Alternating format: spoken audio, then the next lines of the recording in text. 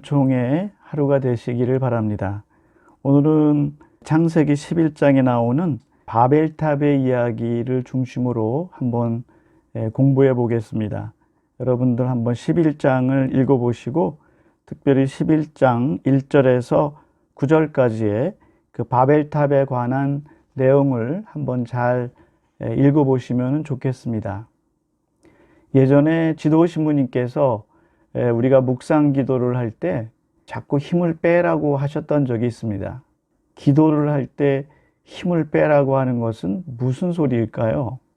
처음에는 이것이 도대체 무슨 소리인가 하는 것 때문에 상당히 혼란스러웠습니다.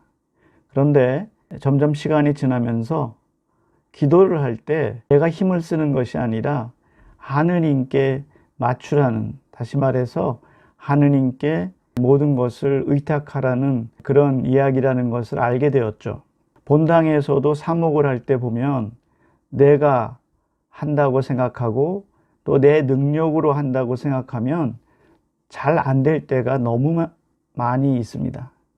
그러나 내가 뒤로 물러서서 하느님께 그 공간을 내드리고 그분이 이끄신다고 마음을 비우게 되면 그 결과가 성공적으로 잘 될 때가 많았습니다.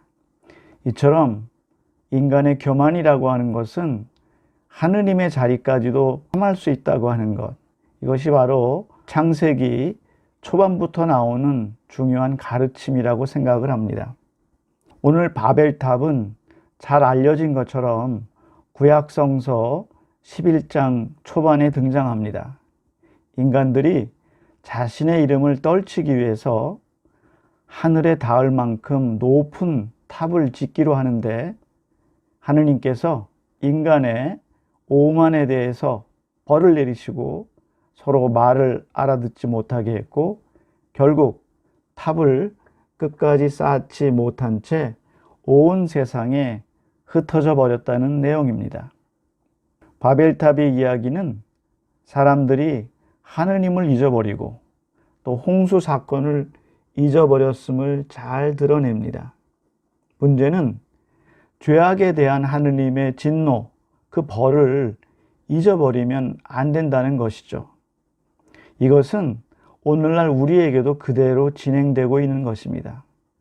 우리도 이를 받아들이지 않으면 하느님의 진노를 받을 것이라고 하는 것, 이것을 분명하게 알아듣는 것이 중요하죠.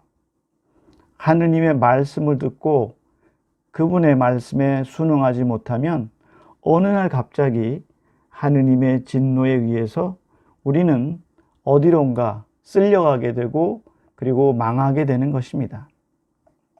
사람들이 바벨탑을 쌓은 이유는 하느님께 결국 도전하기 위해서였죠. 즉, 인간이 자기의 이름을 떨치기 위해서, 자기를 자랑하기 위해서 하느님을 못 오겠다는 것입니다. 우리가 활동을 하면서, 특히 신앙적인 활동을 하면서 나 자신을 내세우는 것은 결국 바벨탑을 쌓는 것입니다. 언어가 다르게 나타났다고 하는 것은 분열이 일어났다는 것이고 마음이 나누어지게 된다는 것입니다. 즉, 혼란이 오게 된 것을 의미하죠. 인간의 교만이 결국 인간을 분열하게 만들었고 또 혼란을 가져오게 만들었다는 이야기입니다.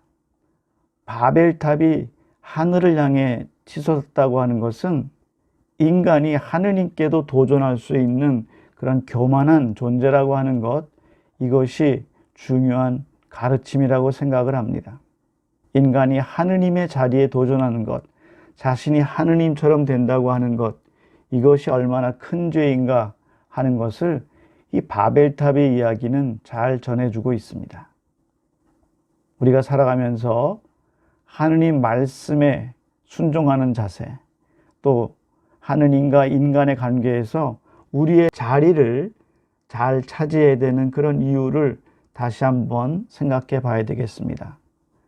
인간의 죄라고 하는 것은 교만에서 비롯되는 경우가 많이 있죠. 교만에 대한 우리의 잘못을 한번 깊이 묵상하는 날이 되었으면 좋겠습니다. 그럼 다음 시간에 뵙겠습니다.